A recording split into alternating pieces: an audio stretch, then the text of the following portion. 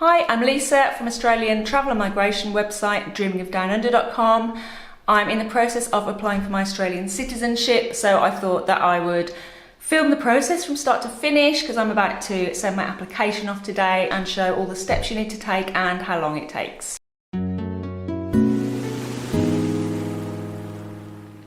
I'll just look at the expected timeline. So it does say on the government website like 90% of applications are done within this amount of time, but I looked on a forum just to see a more kind of realistic actual one. Okay, so someone on the forum applied December last year and it took a total of 7 months, so you've got different stages. So when you applied, it took them 4 weeks to get their letter with an appointment date on for your interview. It was another 4 weeks until the interview took place. Then it was 6 weeks until they approved them and said you passed, you can become a citizen. It took another 11 weeks for them to get an invitation to go to the ceremony, and the ceremony is compulsory, I looked that up. And then it was another 4 weeks until the ceremony took place, which was around 7 months. It was the end of November last year to the end of June this year. So some of the other ones I looked at were more like 9 months. So I think in total, it will be hopefully somewhere between 7 and 9 months. So before you start, you need to check that you're eligible for Australian citizenship. So I'll run through that now. They have what's called a residence requirement, and you have to have lived in Australia for the last 4 years, and at least the last 12 months of those 4 years, you need to have been a permanent resident. Also, they have restrictions on how much time you can have spent outside of Australia in that time. So in the last 4 years, you can't have spent a total of more than a year outside of Australia. And in the last 12 months, you can't have spent more than 90 days outside of Australia. The second step is to prepare all your documents. So I'm going to run through what you need. So for your identity, you need 3 separate documents that collectively show your photograph and signature, your current residential address, and your birth name, date of birth, and gender. So I'm going to use Australian driver's license for photo and signature.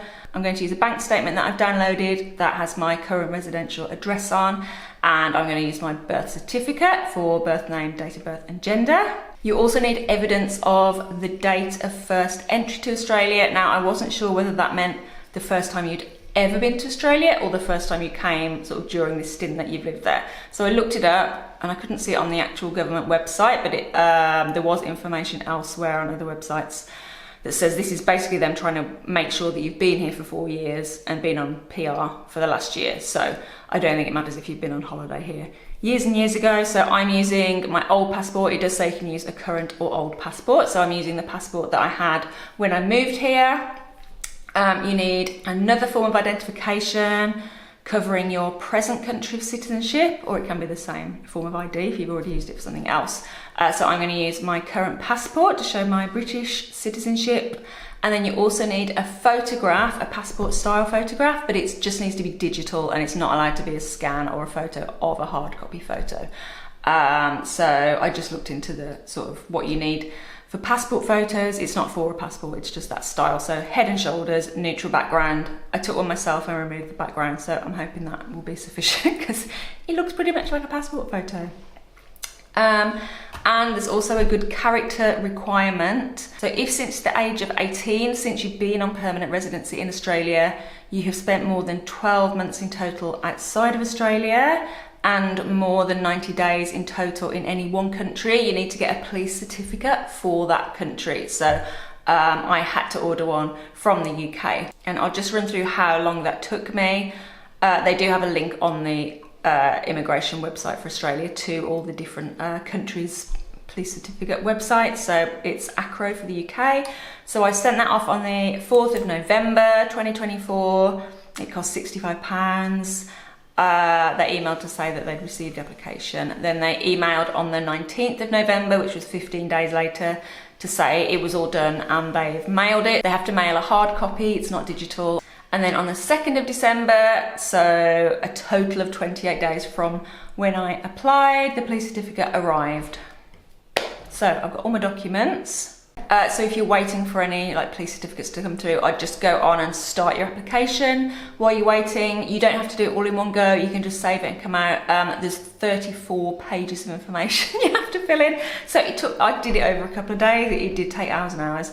Annoyingly, even though it saves everything that you've entered in all these pages of questions, every time you log out and then you log back in, you have to go through it all again. It saves the answers, but you have to manually go through all 34 pages and press next. You can't just go back to where you stopped. I don't think you can, which is incredibly annoying. I did that on the 22nd of October 2024, but I haven't submitted it because you need to attach your documents first. And it says if you attach documents to an application that hasn't been submitted yet, they will only stay on there for 30 days. So I didn't attach anything yet. I just waited till I've got them all, and then I'll put them all on together and I'll send it all off. I logged into IMI, I clicked on new application, and then you can select citizenship from the list. You then select your type of citizenship from a drop-down menu. You've got 3 options: Australian citizenship by conferral, which is what most people will be. You've also got by descent or evidence of Australian citizenship. So just conferral. You agree to the terms and conditions. You just have to read some information at first and then go through and start submitting your own information. Okay, so I'll just give a rundown of the things that you will need to know. So it asks you if you're currently in or outside of Australia. You just run through any special circumstances and click yes or no. Then it's just general information: name, date of birth, gender. You will need your passport details or any other type of documents that you have for travelling. They ask you if you have entered or departed Australia since July 1990, and if so, they ask if you have the details of that. So I put in the details of my permanent residency visa, and you'll need your date and place of birth. You need to give details of your current citizenship. So for me, it was British, and I got that just from birth. You put down your Australian driving licence details. You select your nearest immigration office. It will give you a menu.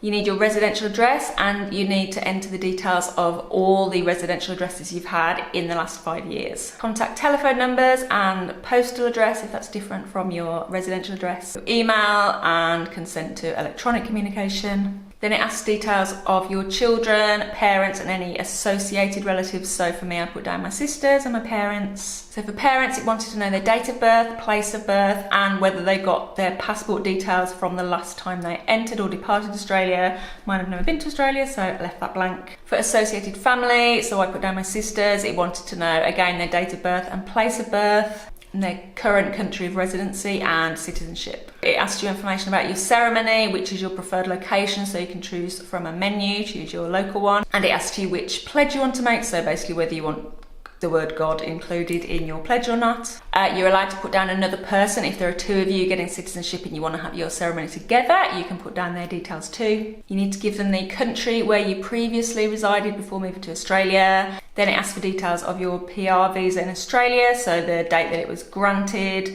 and the date that you arrived.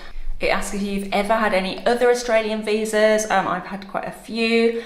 And then it asks if you know the date that you first arrived in Australia on that initial visa. Then, this is the annoying bit. Since the age of 18, it asks whether you've travelled outside of Australia or lived outside of Australia in the last 10 years, and you have to give details of basically every time you've been outside of Australia in the last 10 years. So every holiday, every work trip, the dates that you lived in other countries. So yeah, that was quite long for me. Then there's a section telling you about the overseas penal clearance certificate. So that's what I mentioned earlier. If you've spent a certain amount of time in one country outside of Australia, you have to get a police certificate. So I've got my UK one now. It asks if you are planning on leaving Australia any time in the next 12 months, because they can't make a decision on your citizenship if you're not in Australia. So you have to tell them about any trips that you've got booked. There's then a long list of character declarations which you have to make, which is mainly about whether you've got criminal convictions, that kind of thing. Then it wants the details of all the documents that you're going to upload. So you have to upload colour scanned copies of them all. Then lots of consent declarations that you're meant to read through and agree to. You have to enter the same information, by the way, on multiple pages that I don't know how many times I put in my date of birth. It's really annoying. And then at the end it gives you a big review page summarising all the information you've given them, so you can read through it all and check. I've already done that. Oh gosh, there's mans and mans and mans and mans and mans. Agree to everything. And then that is done. So now I'm ready to upload all my documents. So document including photograph and signature, residential address, so I'm going to use the bank statement. Attach it. Okay, date of birth and birth name. We're going to attach my birth certificate. Don't tell me this is wrong. Good, it likes that. First arrival in Australia, so I'm going to put my previous passport in. Passport, okay, for my first entry on this visa. And then I'm going to just passport 2015. Let's call it that. Present country of citizenship, we're going to choose my current passport. I'm going to attach. Let's call it a current passport. Okay, photograph. Oh, okay, I have to do some stuff. It's put like 2 face shapes around my head. I think it wants me to zoom to fit them. I don't know why it's got 2 options. I think it's one to fit my hair in, or I've rotated it upside down. So I've just zoomed in on my face a bit to make it fill the small oval. There we go, there's my head. Yes, that's it then. Attach. Let's hope that works. Please like my photo. Click confirm when complete. Confirm. An error, no, not an error. My width of head. My head's not big enough. Oh God. The image has not been uploaded. Width of head, ensure that the image of the face takes up 50 to 70% of the total width of the image. Click choose files again to select a new image. You're given 3 attempts. Oh. Right, I have to use the same one, but I need to make my head bigger. Oh God. Is my head big enough there? The outside of your head, I think your face, not your hair as well, needs to be within that bar. Okay, now I know why there's 2 things. Your face needs to be in the middle of there. When I zoom in though, it's way too much and my head's huge. Your zoom increments are crazy. Why does it only give you 3 attempts? What happens if you don't make it? Just, you're not allowed to be a citizen. Oh, it's whirling, it's whirling. Your face is big enough for you to be an Australian citizen. Well done. Right. Flipping heck. It tells you what it wants and then it asks you to describe it. Photograph digital. I mean, it's a photograph, isn't it? I don't know what you want from me. I don't know what you want from me. Right. Character evidence of United Kingdom. Haha. Penal. Overseas penal clearance certificate. Let's do it. I've got that one. Oh God, is it sideways? Are you going to tell me off again? No, you like that? Okay. Okay.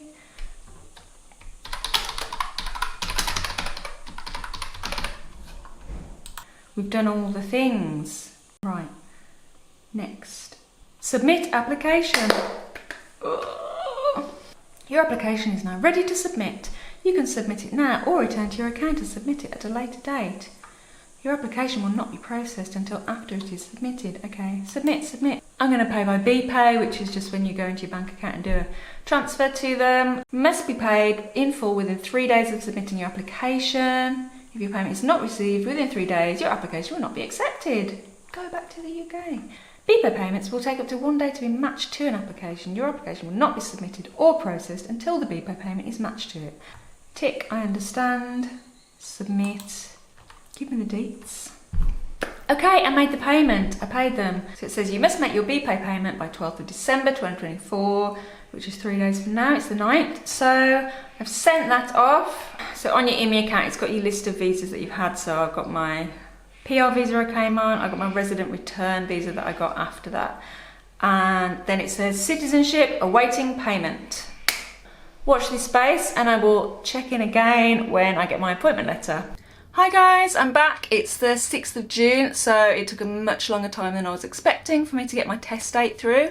So I applied on the 9th of December 2024, and I looked at some forums and things and expected it might take a month to get my appointment letter for my citizenship test. It took 5 months. I didn't know what was going on. I don't know why. Maybe the time of year matters, or maybe the different states have different times. I'm in Sydney, New South Wales. Anyway, so it took exactly 5 months to get the test letter through. So it was the 9th of May when I got the letter, and my test is on the 10th of June, so they gave me a month to prepare. Here's a good tip, and I didn't realise this until a few days ago.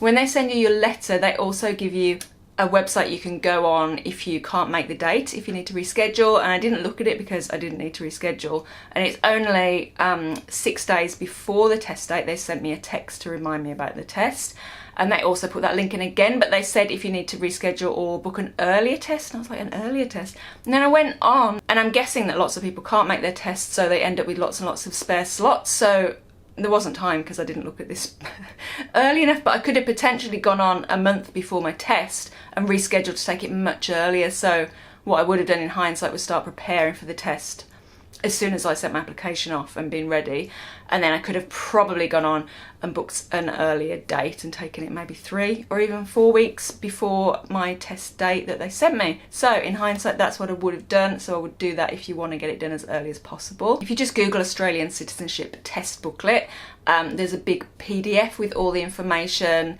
that you can be tested on. It's called Australian Citizenship, Our Common Bond. Now, it's 50 pages long. It's a lot of information, I've got to be honest. You can go on the website as well, the government website, and do an example of a test. So there's 20 questions. It's split into 4 parts. So part 1 is Australia and its people. Part 2 is Australia's democratic beliefs, rights and liberties.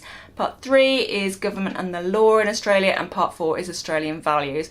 And you do have to get all 5 questions in the Australian values section right to pass, and you also need to get 75% pass overall on the test. Now it is fairly easy. I did the mock test before I'd even looked at this booklet, and I think I got 95%. So the values, I would say, if you're from the UK or any country that has very similar values to Australia, you're probably going to find that very, very easy. So it's really all about like whether violence is tolerated and in what situation, all that. So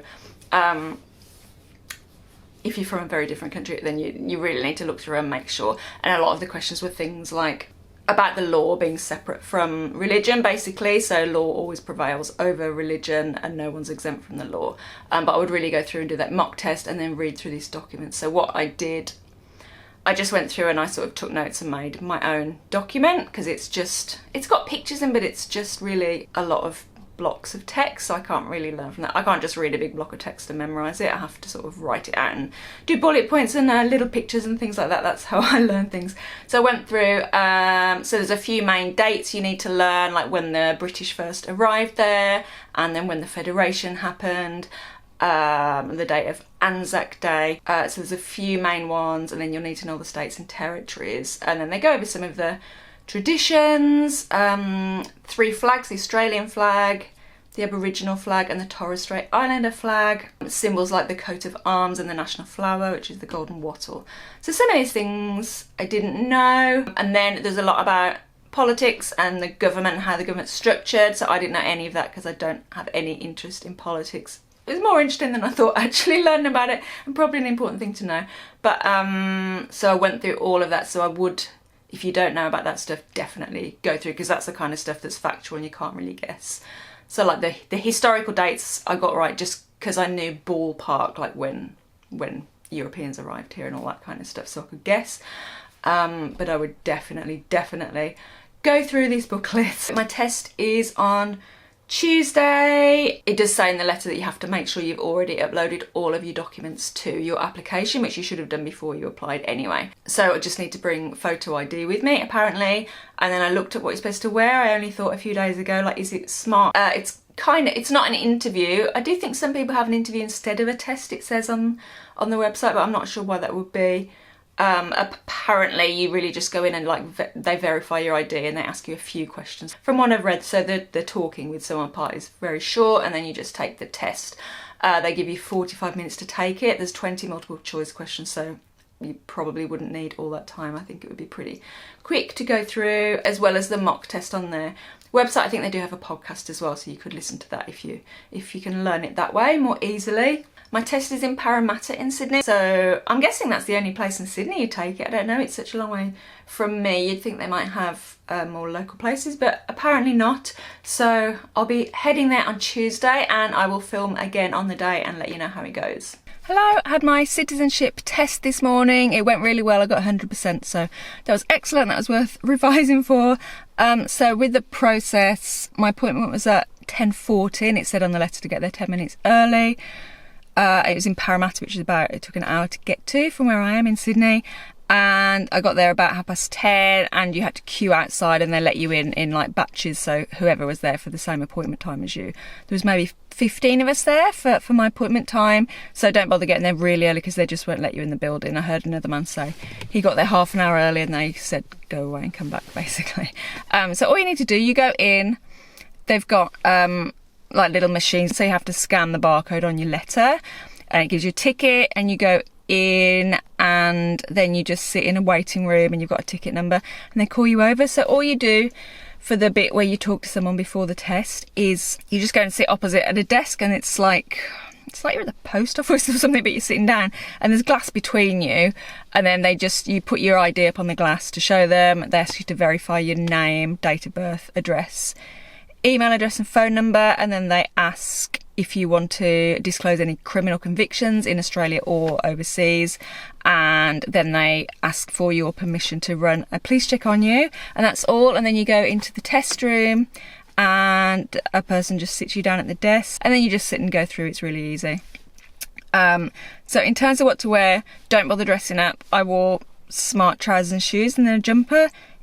Everybody else had trainers on except me. Everybody. Some people are in tracksuits. So, I mean, when you sit down and talk to the person, like, they can't even really see you just sitting at a desk, and they just see your face, and it's really quick. So, unless you've got some kind of proper interview, I just wouldn't worry about that. So the test questions, I mean, most of them were pretty easy. It started with which city is the capital of Western Australia, which people were the first inhabitants of Australia, where do Aboriginal and Torres Strait Islander people originally come from, what are the colours on the Aboriginal flag, and all of this, by the way, is in that booklet that I've told you about on their website, so you can read all of this. And the podcasts are good too.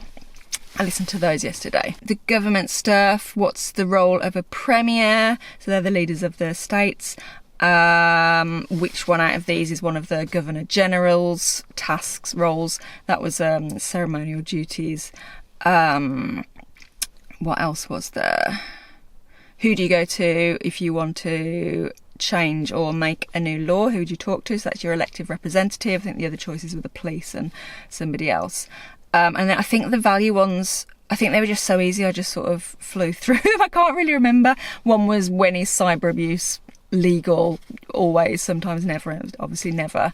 And just things like, when is violence okay in these situations? And it's just like really, really easy ones. Another question was, in Australia, you are allowed to marry a man or woman, and that was the right answer. Force a person into marriage or something else. So again, another obvious one. The only one that I wasn't totally sure about, it said, what is an active citizen? An active citizen was in quotation marks, and the options were having an Australian passport, being employed, or volunteering in your local community, and it was the volunteering one which I chose. I don't remember active citizen being a specific term in the booklet, but they did definitely talk about you participating in the community and volunteering and things like that as one of your kind of things you should do once you're a citizen. So all I have to do now is wait for them to approve me, and then wait for an invitation to the ceremony. Hi guys, I've got my citizenship ceremony tonight, so I'm at the end of the whole process now. So after I took the test on the 10th of June, it took 6 weeks to get the approval through. So on the 25th of July, they told me that my citizenship had been approved. And then after that, I waited another month almost to the 20th of August. And that's when they sent me an invite to the ceremony. And then they give you 4 weeks notice before the ceremony. So that is tonight on the 15th of September. So it's all done, and in total it took 9 months. I submitted the application on the 9th of December 2024 and the ceremony is the 15th of September 2025. So I'll be back later when I'm all dressed up and I'll film the ceremony. Okay, I've got my fancy frock on and I am going to head off to the ceremony.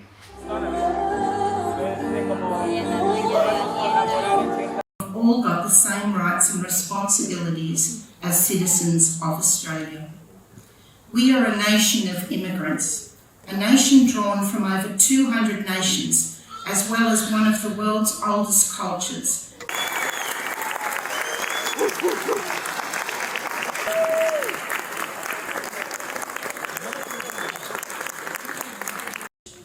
Remain proud of your heritage as you embrace your new country. This act of law is now complete, and once again, on behalf of the Northern Beaches Council and the residents of the Northern Beaches, I extend to you best wishes for a happy and successful future.